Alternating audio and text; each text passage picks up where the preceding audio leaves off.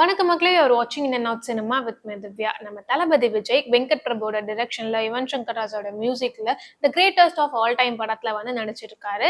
இந்த படத்தோட வேலைகள்லாம் ஆல்மோஸ்ட் முடிய போகுது. போஸ்ட் ப்ரொடக்ஷன் ஒர்க்கே வந்து ரொம்ப தீவிரமா போயிட்டு இருக்கு அப்படின்னு அப்டேட்ஸ் எல்லாம் வந்துட்டு இருக்கு.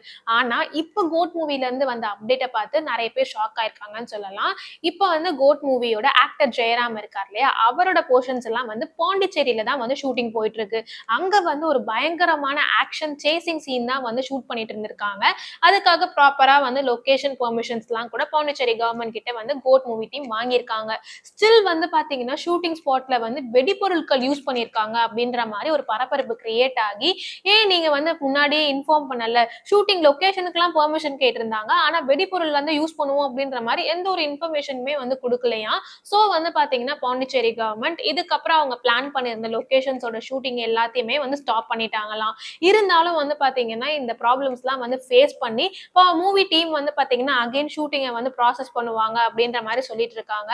இதுல என்ன ஒரு விஷயம் கன்ஃபார்ம் ஆயிருக்குன்னா, நம்ம கோட் மூவில வந்து பாத்தீங்கன்னா வேற லெவல்ல இது வரைக்கும் நம்ம வந்து எக்ஸ்பெக்ட் பண்ணாத மாதிரி ஒரு பயங்கரமான ஆக்ஷன் ட்ரீட் இருக்கு அப்படின்றது மட்டும் கன்ஃபார்ம் ஆயிருக்கு. ஆல்ரெடி வந்து பாத்தீங்கன்னா தளபதி விஜய் வந்து டபுள் ஆக்ஷன் இல்ல 3 கேரக்டர் பண்ண போறாரு.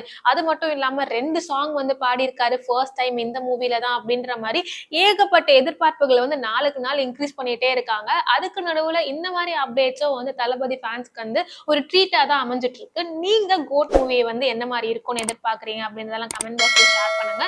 இந்த மாதிரி ரெகுலரான அப்டேட்ஸ்க்கு மறக்காம என்ன சின்ன சப்ஸ்கிரைப் பண்ணுங்க.